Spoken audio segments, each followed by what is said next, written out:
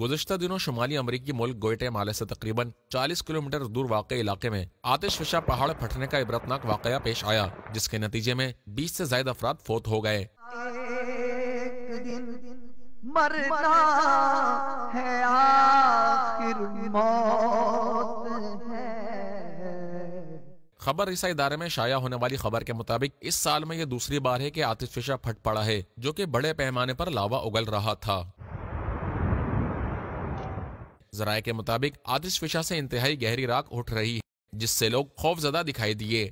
جگہ جی لگانے کی دنیا نہیں ہے، یہ عبرت کی جا ہے، تماشا نہیں ہے۔ بہت سے گاؤں دیہات میں لاوے کے باعث امدادی کارکنوں کی رسائی بھی ممکن نہ رہی۔ آتش فشاں کے آس پاس کے علاقے سے ہزاروں لوگ نقل مکانی کر کے محفوظ علاقوں کی طرف منتقل ہو گئے ہیں۔ ہم اللہ پاک سے اس کے قہر و غضب سے پناہ طلب کرتے اور دنیا و آخرت میں عافیت کا سوال کرتے ہیں۔